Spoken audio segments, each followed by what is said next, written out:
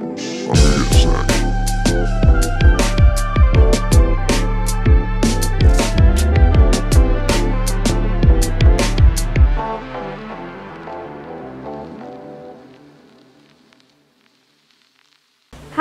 assalamualaikum warahmatullahi wabarakatuh. Welcome back to our channel di Unamin TV. Pada acara kesayangan kita yaitu Pop Dikit, podcast diskusi intelektual bersama saya Siti Aster. Oke teman-teman, hari ini kita kedatangan tamu. Beliau seorang putra daerah, salah satu orang penting di Kota Sorong dan Papua Barat. Salah satu putra daerah terbaik kita. Tapi sebelum itu, teman-teman klik like, subscribe, dan juga share video ini. Dan jangan lupa untuk tonton semua postingan kita di semua sosial media Unamin Sorong, di Facebook, Instagram, Twitter, dan juga di YouTube. Oke teman-teman, kita langsung saja kenalan dengan bintang tamu kita hari ini. Beliau adalah Kepala Lembaga Pemasyarakatan Kelas 2B Sorong. Beliau adalah Gustaf N.A. Rumaikewi SHMH. Halo, selamat siang. Halo, Bapak. Selamat siang. Gimana kabar, sehat? Sehat-sehat. Alhamdulillah sehat. Oke Pak, gimana kesannya nih datang di Universitas Muhammadiyah Sorong hari ini? Kesan saya Muhammadiyah ini luar biasa. Oke, terima kasih Bapak. Tepuk tangan buat untuk Universitas Muhammadiyah Sorong. Oke Bapak, ngomong Bapak ini kan sebagai Kepala Lembaga Pemasyarakatan Kelas 2B di Sorong ini. Kalau kita pada umumnya masyarakat ketaunya itu kepala penjara mungkin gitu ya. Jadi agak ngeri kalau pakai lembaga pemasyarakatan tuh kayaknya lebih humanis, lebih ini ya. Kalau orang cuman pada umumnya bahasanya adalah beliau adalah kepala penjara di Sorong gitu ya Pak ya.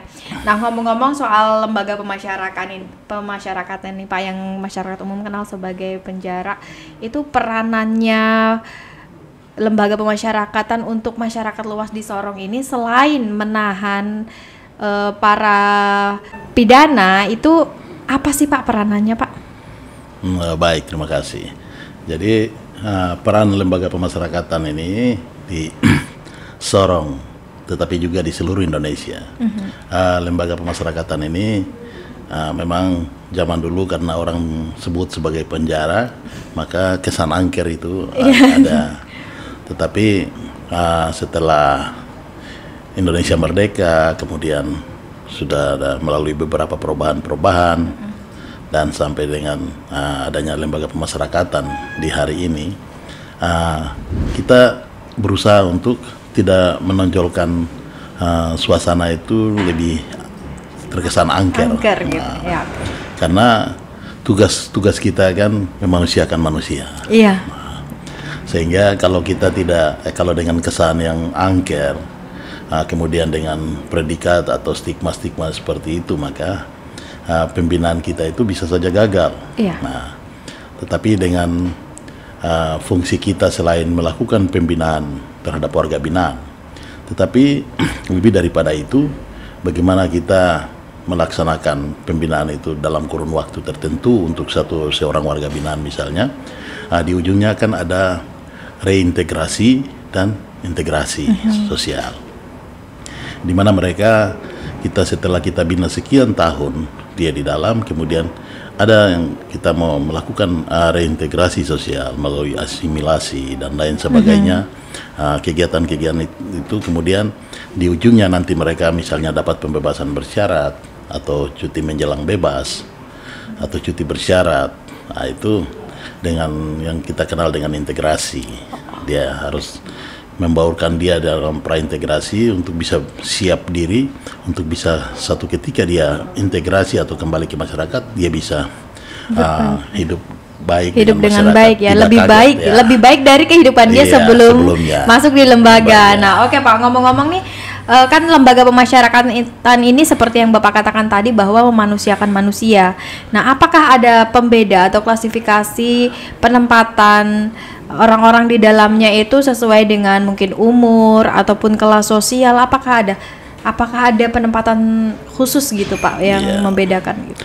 Jadi sesuai dengan Undang-Undang nomor 12 tahun 95 tentang pemasyarakatan itu memang sudah ada klasifikasi di sana. Jadi ada terkait dengan jenis kelamin, kemudian usia, itu sudah diatur, jenis pidana itu sudah diatur. Jadi di beberapa kantor wilayah di Indonesia ini yang memiliki fasilitas sudah lengkap, ada lapas anak, ada lapas perempuan, ada lapas pemuda, ada lapas yang kriminal umum, ada lapas yang terkait dengan narkotika. Nah, itu sudah jadi dibeda-bedakan dari jenis kelamin maupun dari jenis-jenis pelanggaran yang mereka lakukan begitu. Oke, baik Pak. Nah, saya itu pernah mendengar bahwa di dalam lapas itu mereka dibina bukan hanya rohaninya, tapi kreativitas mereka dibangun, di mana mereka diajari keterampilan-keterampilan yang mungkin sebelumnya mereka tidak punya. Itu kegiatan apa saja Pak di dalamnya itu? Nah, jadi di lembaga pemasyarakatan itu kita kenal ada 2 pembinaan. Jadi ada pembinaan kepribadian dan juga pembinaan kemandirian. Dalam pembinaan kepribadian ini, ketika mereka masuk, kemudian itu kita anggap bahwa mereka sementara membutuhkan dukungan mental, sehingga lebih diarahkan kepada pembinaan kemandiriannya, kepribadiannya melalui agama, kemudian peribadatan ibadah-ibadah, tetapi juga terkait dengan wawasan kebangsaannya, karena di situ juga ada yang terorisme dan lain sebagainya, seperti itu. Oh, seperti itu. Jadi di dalam pembinaan kepribadian itu lebih banyak diarahkan seperti itu, tetapi nanti ketika dia dalam tahapan berikut itu masuk kepada pembinaan kemandirian. Oke. Apa saja itu Pak? Pembinaan kemandiriannya kegiatannya seperti apa, boleh dong diceritain? Pembinaan kemandirian ini kita sesuaikan dengan lapas yang ada dan ketersediaan sarana yang ada. Tetapi juga kita bekerja sama juga dengan pihak lain, ya, contoh dari Balai Latihan Kerja. Kita kerjasama, tetapi juga dari lembaga-lembaga sosial yang lain atau dari lembaga pemerintahan yang lain. Jadi di situ kita mereka ada bakat minat yang ada pada mereka, di situ kita arahkan untuk misalnya ada pelatihan mungkin mebeler atau instalasi listrik, atau perbaikan AC misalnya, atau perbaikan HP misalnya. Jadi keterampilan itu diberikan agar mereka ketika keluar dari lapas, ada kemungkinan besar mereka-mereka yang masuk ini mungkin mereka melakukan pelanggaran seperti mereka mencuri, jambret di jalan. Nah, itu karena mungkin mereka tidak punya keterampilan khusus yang bisa dijadikan sebagai sumber penghidupan mereka, sehingga ketika di lapas mereka dibina dengan keterampilan seperti itu, diharapkan ketika keluar bisa hidup lebih baik dengan keterampilan tersebut gitu ya Pak ya, kurang lebih. Iya, benar. Iya, benar sekali. Jadi memang mereka ketika tidak bisa bersaing dengan masyarakat lain di luar karena tidak punya keterampilan tertentu, mereka melakukan tindak pidana dan masuk. Ya, di sini kewajiban kita dan juga kewajiban negara untuk bagaimana kita membina mereka dengan cara memberikan pelatihan tertentu untuk membekali mereka. Sekarang ini kita di Direktorat Jenderal Pemasyarakatan itu kegiatan yang kita lakukan itu tidak sekedar pengisi waktu. Jadi kita harus ikutkan dalam pelatihan-pelatihan tertentu, itu anggarannya disiapkan. Oh, memang sudah disiapkan. Kita ikutkan dan di ujung-ujungnya harus mereka mendapat sertifikat. Dan dari sertifikat itu yang dikeluarkan oleh lembaga yang berkompeten mengeluarkan. Sehingga punya nilai jual. Dia mendaftar kemana-kemana, itu bisa diterima. Dia bisa mendaftar pekerjaan di tempat orang, atau bahkan mungkin dia bisa membuka lapangan kerja sendiri karena keterampilannya itu tadi mebel, instalasi listrik, dia membuka jasa gitu ya Pak ya. Oke, lebih daripada itu, saat ini kan tingkat kejahatan ya kita tahu fluktuatif ya Pak ya, terkadang itu kayaknya meningkat sekali, terus kemudian tenang-tenang. Nah, pernah nggak sih Pak terjadi overload di dalam lembaga itu sendiri, penuh gitu penghuninya? Kalau hari ini, kalau memang sudah terjadi overload, karena lapas Sorong ini kan kapasitasnya 240. Kalau hari ini sudah 467. Jadi dia sudah boleh katakan 110 sampai 120% lah overloadnya. Tapi Kemudian, ya penanganannya seperti apa Pak mengatasi hal tersebut? dari over ini ya kita terpaksa bagaimana beberapa sarana yang digunakan untuk kegiatan yang lain kita jadikan kamar juga untuk Oh mereka. gitu, jadi dilakukan penambahan kamar dengan memanfaatkan gedung yang sudah ada. Ya, yang sudah ada. Oke, jadi itu apakah tidak mengganggu Pak? Yang sebenarnya misalnya gedung itu mungkin biasanya dipakai untuk ibadah bersama atau mungkin digunakan untuk kegiatan pelatihan, tapi dijadikan kamar untuk para penghuni lapas. Apakah tidak mengurangi kegiatan itu Pak? Jelas sangat mengganggu. Sangat mengganggu ya Pak. Nah, kita ambil contoh misalnya kalau itu bagian dari bengkel kerja. Iya. Ya, otomatis kan terganggu untuk Iya. proses pembinaan yang lainnya. Iya, untuk Seperti- pembinaan keterampilannya terganggu ya Pak. Apakah pernah gitu misalnya terjadi overload kemudian dilakukan pemindahan hunian, jadi para penghuni lapas itu mungkin dipindah ke Manokwari atau dipindah ke tempat-tempat lain di mana di situ juga sebagai lembaga pemasyarakatan, pernah nggak sih Pak hal seperti itu dilakukan? Itu dilakukan. Jadi Dilakukan juga ya. kita di sini setelah dilakukan revitalisasi sistem pemasyarakatan itu ada beberapa lapas yang kemudian ditentukan untuk ditetapkan sebagai lapas maksimum security, lapas medium, bahkan ada yang melakukan lapas sekaligus lapas maksimum, medium dan minimum. Jadi untuk Papua Barat kita setelah dicanangkan revitalisasi itu lapas Manokwari, lapas perempuan Manokwari, lapas Sorong itu melaksanakan fungsi pembinaan itu maksimum, medium dan minimum. Kemudian untuk lapas atau rutan Bintuni itu ditetapkan sebagai lapas maksimum. Kemudian Fak-Fak lapas minimum.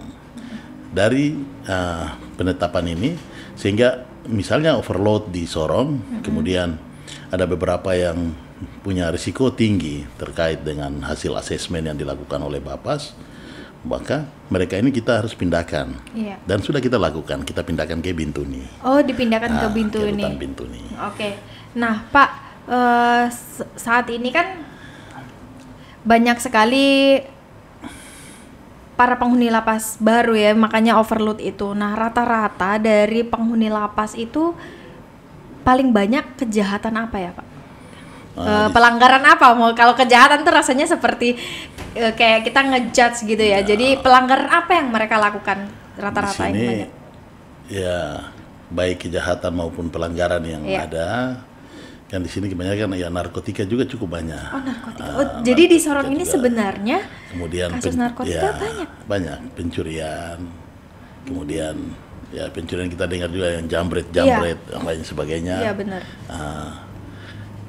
Pembunuhan, Ah. penipuan, ya hampir lah. Tapi yang lebih menonjol itu kebanyakan di pencurian sama Iya, narkotika. narkotika. Nah, Pak, kalau kita mendengar dari penjelasan Bapak tadi bahwa di lapas itu sebenarnya dimanusiakan gitu loh, dibandingkan mungkin kalau kita mau membandingkan ya, di lapas itu kan mereka sudah dikasih makan, ikut kegiatan, diberi keterampilan. Nah, kalau di luar kan mereka itu masih sibuk cari makan sendiri gitu kan. Tapi pada suatu momen saya sedikit lupa nih tahun berapa pada waktu itu terjadi kebakaran di lapas itu kan banyak para penghuni lapas yang melarikan diri. Nah, itu bagaimana penanganannya dan kenapa sampai terjadi hal seperti itu ya, Pak? Nah, kejadian itu tanggal 19 Agustus tahun 2019. 2019. Ya. Memang itu kejadian ketika kejadian rasis di Surabaya terhadap mahasiswa Papua, kemudian itu berimbas kepada seluruh penghuni lapas juga. keributan di Papua dan Papua Barat waktu itu. Ya, salah satu lapas Sorong yang kena imbasnya juga dibakar. Dan ketika itu banyak warga binaan yang memang buron melarikan diri waktu itu, dan memang kondisi saat itu karena sulit untuk dicegah lagi karena kesibukan aparat keamanan juga hampir merata ke semua titik sehingga tidak bisa untuk menangani lapas Sorong, sehingga waktu itu banyak yang buron. Setelah itu ada himbauan dan waktu itu saya masih di kantor wilayah sebagai pelaksana tugas kepala bidang keamanan, sehingga kejadiannya tanggal 19, tanggal 20 itu saya juga sempat ke Sorong untuk menangani itu. bahkan sampai dengan warga binaan yang bisa kembali, kita lakukan terapi hearing juga untuk mereka. Jadi kesibukan para penegak hukum ini pada saat momen tersebut dijadikan momen juga untuk dimanfaatkan para penghuni lapas untuk betul. Bisa pergi ya Pak ya. Mungkin ada indikasi mungkin mereka ya memang di situ dimanusiakan, tapi namanya manusia nalurinya itu bebas. Jadi tetap saja ingin bebas ya Pak ya. Nah, pertanyaan saya, dari para penghuni lapas yang sudah dibina, apakah ada para mantan narapidana yang sudah selesai masa hukumannya, tapi dia kembali lagi dengan kasus yang sama? Ada nggak sih Pak itu terjadi? Itu ada. Ada. Jadi maunya apa sebenarnya? Sebenarnya itu manusiawi lah. Iya. Karena ada 3 komponen, 3 unsur besar yang harus terlibat dalam proses pembinaan di lembaga pemasyarakatan. Yaitu kita selaku pembina atau petugas di sana, yang dibina itu warga binaan kita, dan juga yang lebih dari itu adalah masyarakat atau perorangan di luar, keluarga dan lain sebagainya. Jadi dari 3 komponen besar ini mesti harus sinergi. Ketika kita sudah bina sebaik mungkin, kemudian yang dibina juga bisa menerima itu dengan baik, ada perkembangan yang luar biasa. Tetapi ketika dia kembali ke masyarakat, masyarakat tidak menerima dan menstigma, dia lebih milih saya buat kasus lagi biar kembali aja. Iya, itu sebenarnya urusannya kepada psikologis ya Pak ya. Di mana dia sebenarnya sudah sadar kembali ke masyarakat, dia mentalnya tidak begitu kuat. Jadi ketika terjadi gap dengan masyarakat, dijudge, disudutkan, akhirnya dia ya sudahlah, memang saya begini ya sudah begini saja. Akhirnya begitu ya Pak ya. Oke, baik. Tetapi ada juga yang sindrom lah mungkin. Iya. Nah, yang mungkin kalian sindrom ini kan mungkin dia ketika dia melakukan itu ada satu kepuasan untuk dia. Iya, itu juga berarti itu penanganannya mungkin tidak sesimpel, maksudnya tidak sesederhana untuk yang orang normal di lapas di bidang itu, lebih kepada dokter psikolog mungkin yang harus menangani. Iya betul Pak, saya itu pernah dengar ada suatu sindrom di mana seseorang itu terpacu untuk memiliki barang milik orang lain.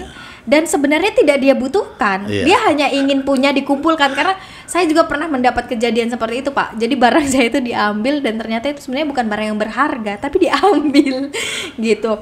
Oke Pak, ngomong-ngomong nih soal warga binaan nih,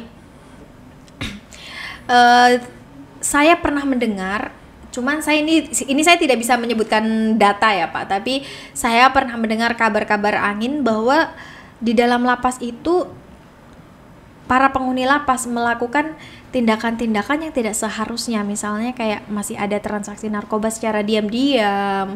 Apakah itu terjadi atau mereka apakah diizinkan membawa alat komunikasi ke dalam sehingga mereka dapat melakukan transaksi tersebut tanpa diketahui oleh pihak lapas gitu Pak? Iya. Jadi kita tidak bisa kemudian mengatakan bahwa hal itu tidak ada. Iya. Memang sepintar apapun kita, sekuat apapun kita, tetapi mereka ini kan ketika melakukan satu tindak pidana itu, dia itu boleh kita bilang dia pintar, sehingga dia bisa melakukan satu tindak pidana. Karena melakukan satu tindak pidana kan perlu perencanaan yang baik. Betul. Kemudian bagaimana dia lakukan itu, bagaimana bisa menghilangkan barang bukti dan lain sebagainya untuk melindungi diri dia.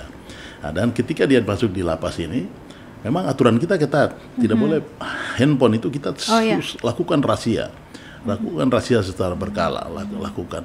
Bahkan yang rutin kita lakukan, bahkan insidentil.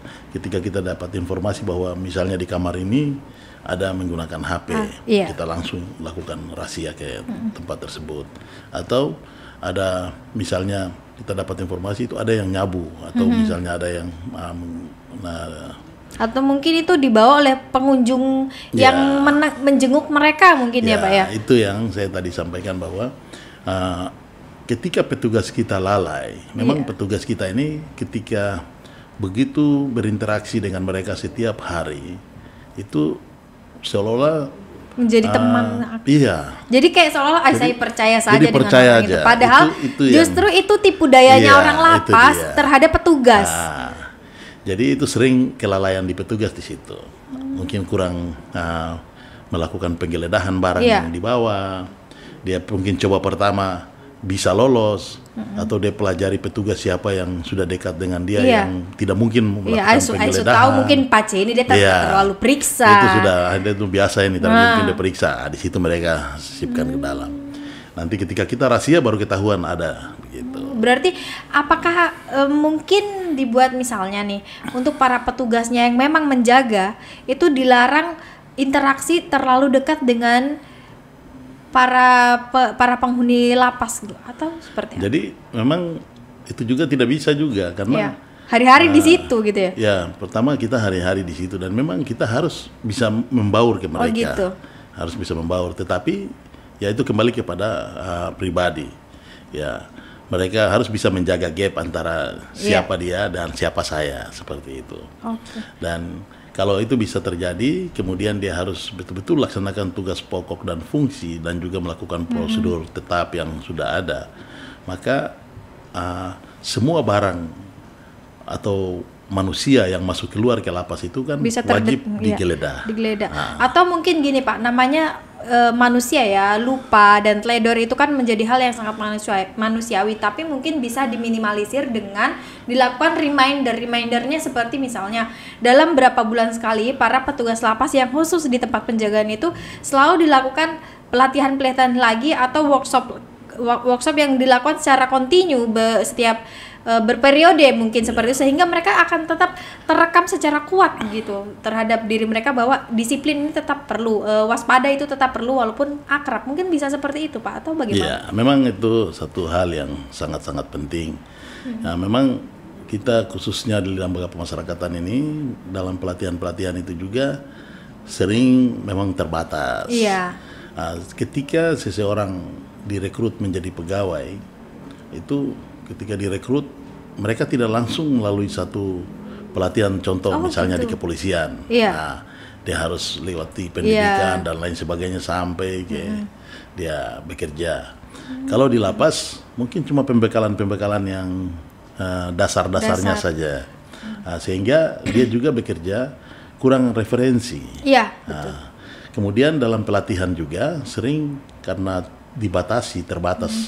Nah, sehingga tidak bisa seluruhnya diikutkan gitu. Jadi pemahaman itu tidak merata untuk seluruhnya. Betul. Nah, berarti itu menjadi sebuah titik lemah di mana perlu dilakukan peningkatan dan penguatan ya Pak. Jadi sebenarnya kalau memang karena orang yang kita tahan di lapas itu mereka itu selalu semakin pintar, semakin ketat, semakin pintar, berarti SDM yang bertugas di situ juga semakin hari harus semakin pintar, dibekali dan dikuatkan.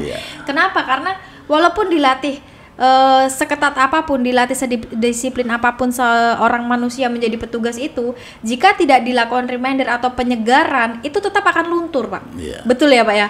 Makanya mungkin perlu dilakukan ketika perekrutan itu dilakukan penguatan, kemudian mungkin beberapa periode sekali dilakukan penguatan supaya setiap hari itu dan setiap harinya tetap fresh bahwa disiplin, waspada terus gitu, lebih teliti, mungkin seperti itu ya Pak ya. Jadi memang kita dalam pelatihan itu ada dikenal dengan kesamaptaan.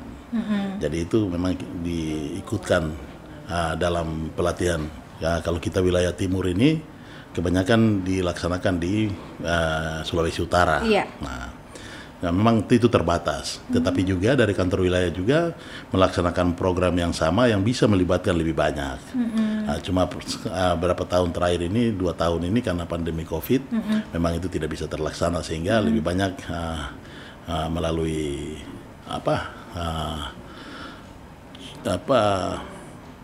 tidak langsung tatap muka, tetapi menggunakan video Zoom gitu, dan atau lain mungkin sebagainya. Kalau misalnya ini saya hanya maksudnya sedikit saran saja sebagai masyarakat Kota Sorong ini, saya mungkin kalau misalnya kita banyak kendala apabila petugas dari lapas itu untuk dibawa keluar dari Sorong untuk pelatihan, itu kan mungkin kita memikirkan banyak hal gitu kan.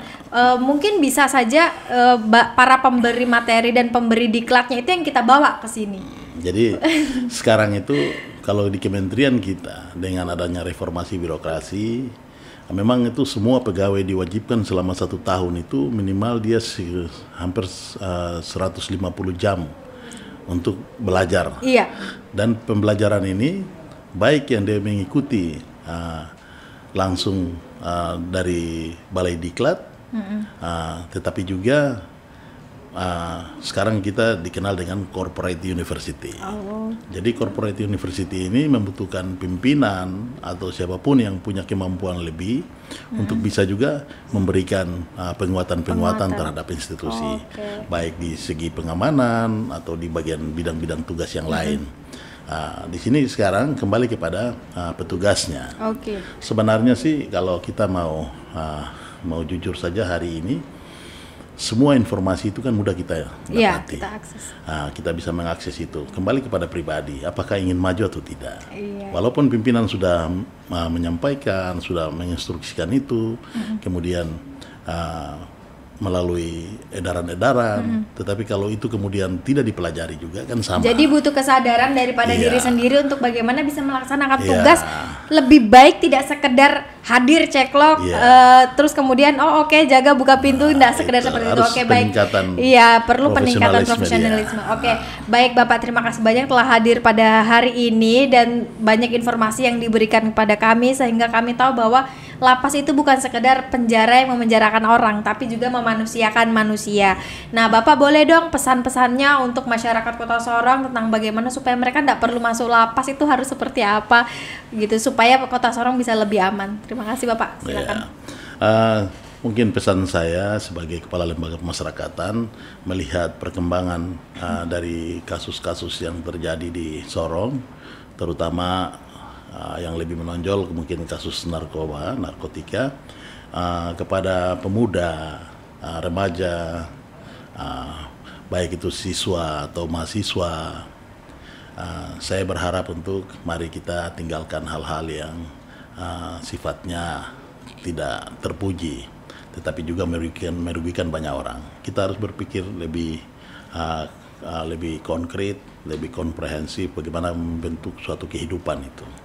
Sehingga kita harus hindari hal-hal yang sifatnya hanya untuk kepuasan diri pribadi, tetapi akhirnya berdampak pada kita harus menjalani pidana yang sebenarnya hanya menghabiskan masa muda kita dan hanya sia-sia di dalam lembaga pemasyarakatan. Baik, terima kasih Bapak. Teman-teman yang ada di rumah tetap jaga diri baik-baik, jaga kesehatan, dan tetap taat dengan peraturan pemerintah. Hindari kegiatan-kegiatan yang melanggar peraturan pemerintah dan merugikan diri sendiri dan juga orang banyak. Sekian untuk hari ini. Sampai jumpa di podcast selanjutnya. Assalamualaikum.